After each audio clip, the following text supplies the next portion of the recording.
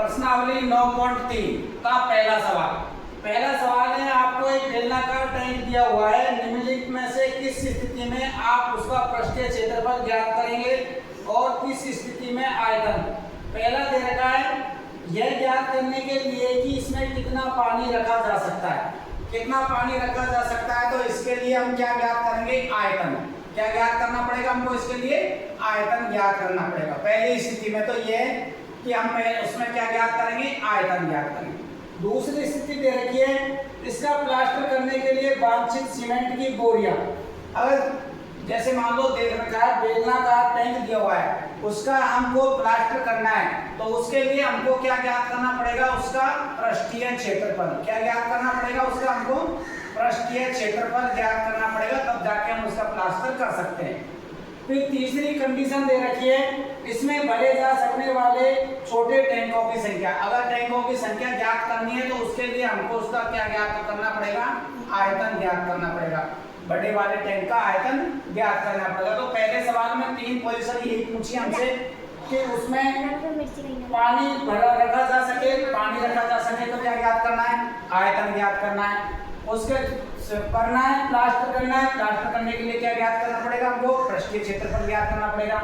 तीसरा, उसमें छोटे टैंकों की संख्या ज्ञात करनी है, तो छोटे टैंकों की संख्या ज्ञात करने के लिए भी हमको क्या ज्ञात करना पड़ेगा, आयतन ज्ञात करना पड़ेगा। तो पहले सवाल में 3 यही चीज पूछी है पहले सवाल में, ठीक है।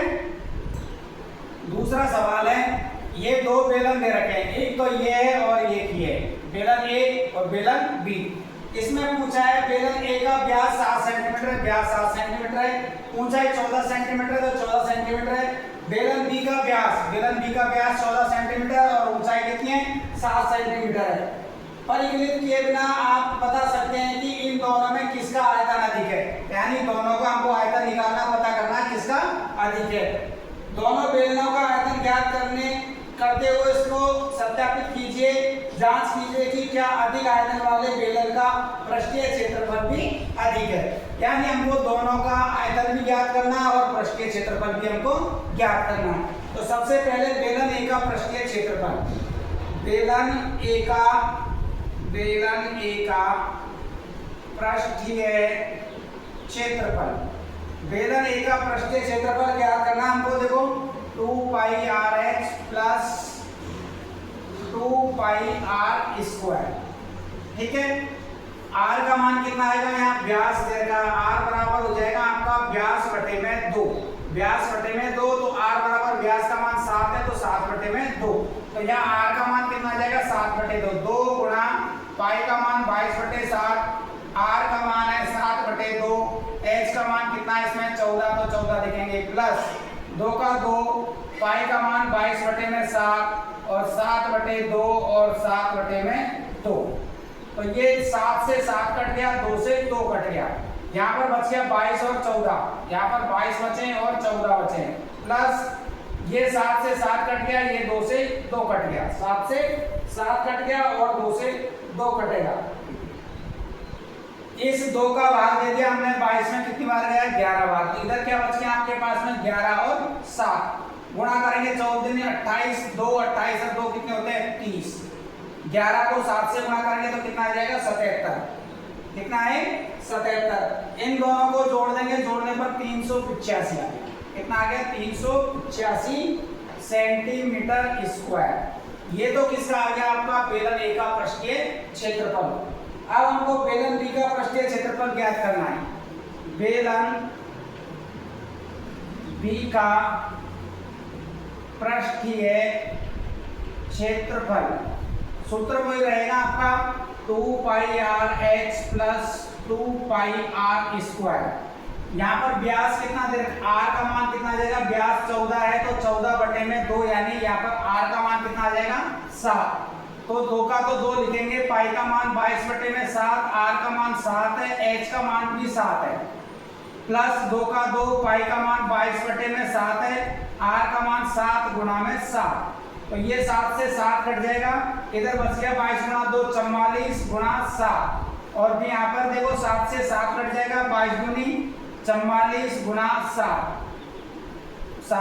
7 चौको 28, 8 हासिल की 2, 7 चौको 28 और 2 30, और यहाँ भी 7 चौको 28 कितने आएंगे 308। यहाँ भी कितने आएंगे आपके 308। दोनों को जोड़ेंगे तो कितना आ जाएगा ये 616 सेंटीमीटर स्क्वायर। तो यानी बेलन ए का पृष्ठीय क्षेत्रफल और बेलन बी का पृष्ठीय क्षेत्रफल हमने ज्ञात कर लिया। किसका ज्यादा है? बेलन बी का पृष्ठीय क्षेत्रफल ज्यादा है। बेलन ए का पृष्ठीय क्षेत्रफल 385 है और बेलन बी का पृष्ठीय क्षेत्रफल कितना है 616 सेंटीमीटर स्क्वायर। इसी प्रकार अपन बेलन ए का आयतन ज्ञात करते हैं। बेलन ए का आयतन, बेलन ए का आयतन पाई आर स्क्वायर एच।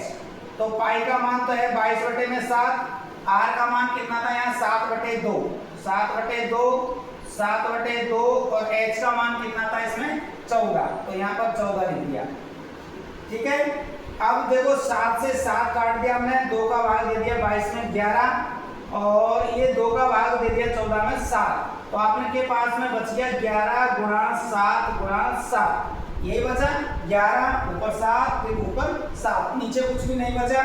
इनको गुणा करेंगे, देखो अपन ये आ गया 11 7 77 गुणा 7, 49 का 9 हासिल 4, 49 और 4 कितने हो गए 53, 49 और 4 53।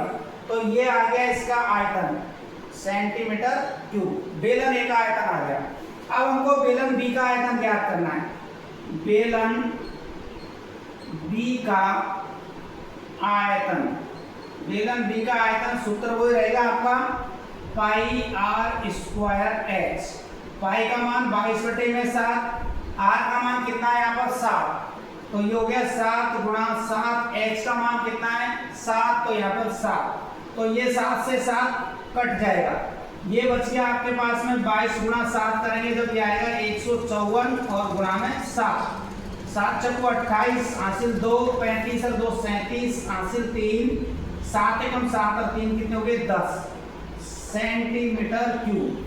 अब बेलन ए का आयतन तो आया आपका 539 सेंटीमीटर क्यूब और बेलन बी का आयतन आया आपका 1078 सेंटीमीटर क्यूब। अब देख लीजिए आपके सामने है, सवाल में पूछा है किसका ज्यादा होगा, तो क्षेत्रफल भी बेलन बी का ज्यादा है और आयतन भी बेलन बी का अधिक है। तो इसमें हमसे यही पूछा है कि किसका दोनों में से किस बेलन का आयतन या पृष्ठीय क्षेत्रफल अधिक होगा, तो बेलन बी का पृष्ठीय क्षेत्रफल भी अधिक है और आयतन भी अधिक है। इस प्रकार देखो ये सवाल आपका पूरा होता है।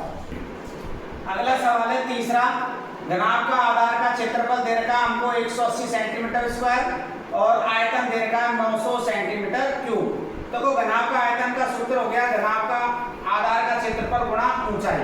आयतन का मान हमको 900 दे रखा, तो यहाँ 900 लिखेंगे बराबर आधार का क्षेत्रफल का मान 180 दे रखा, तो 180, ऊंचाई का मान हमको ज्ञात करना है, तो ऊंचाई बराबर क्या हो जाएगा आपका, ऊंचाई बराबर हो जाएगा आपका 900 बटे में 180। ये 0 से 0 कट जाएगी। अब यानी ऊंचाई यानी h 18 का भाग देंगे 90 में, कितने बार जाएगा 5 बार, कितना जाएगा 5 बार। तो ऊंचाई का मान कितना आ गया आपका 5 सेंटीमीटर। सवाल में हमसे यही पूछा है, ऐसे घनाभ की ऊंचाई ज्ञात कीजिए जिसका आधार का क्षेत्रफल दे रखा है, आयतन का दे रखा है और हमसे इसमें केवल ऊंचाई पूछी है। तो घनाभ का आयतन बराबर घनाभ का आधार का क्षेत्रफल गुणा ऊंचाई। आयतन का मान 900 दे रखा था, आधार का क्षेत्रफल 80 दे रखा, गुणा में ऊंचाई का मान ज्ञात करना है। तो 900 तो ऊपर और 180 नीचे, 0 से 0 कट गई, 18 का भाग दिया 90 में, 18 पंजो 90, तो ऊंचाई का मान कितना आ गया आपका 5 सेंटीमीटर। ऊंचाई कितनी आ गई 5 सेंटीमीटर। ये हो गया आपका तीसरा सवाल। चौथा सवाल है, एक घनाभ की विमा दे रखी है हमको 60, 54 और 30, यानी L 60 है, B 54 है और H 30 है और घनाभ के अंदर 6 सेंटीमीटर भुजा वाले कितने छोटे घन रखे जा सकते हैं। तो घन की भुजा कितनी दे रखी है हमको 6 सेंटीमीटर। घन का आयतन का सूत्र होता है L की घात 3, घनाभ का आयतन का सूत्र होता है L × B × H। अब हमको संख्या ज्ञात करनी है, घनों की संख्या, घनों की संख्या ज्ञात करेंगे तो हम घनाभ के आयतन में घन का आयतन का भाग देंगे। तो ऊपर तो लिखेंगे हम घनाभ का आयतन, घनाभ का आयतन बटे में नीचे लिखेंगे घन का आयतन, घन का आयतन। घनाभ का आयतन L into B into H है। L का मान 60 है, 60 इंटू 54 इंटू 30। घन का आयतन L की घात 3 यानी 6 भुजा है। L का मान 6 तो 6 गुणा 6 गुणा 6।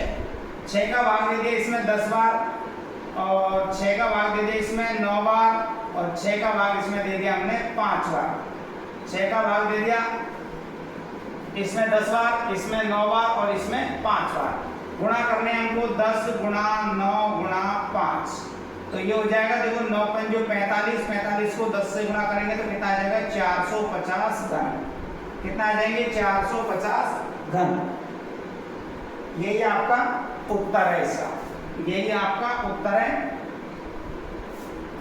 इसमें देखो घन का आयतन का सूत्र L की घात 3, घन की L का मान दे रखा था हमको 6, घनाभ का आयतन होता है L into B into H. L का मान दे रखा है, B का मान दे रखा है, H का मान दे रखा है। घनों की संख्या पूछे, घनों की संख्या अगर पूछे तो घनाभ के आयतन में घन का आयतन का भाग देना है। तो घनाभ का आयतन हो गया 60 इंटू 54 इंटू 30 और नीचे L का घात 3 है तो इसको 3 बार लिख दिया। 6 का भाग दे दिया इसमें 10 बार, 6 का भाग इसमें 9 बार, 6 का भाग इसमें 5 बार। इनको गुणा करेंगे, गुणा करने पर कितना आ गया 450 घन। तो कितने घन रखे जा सकते हैं 450 घन।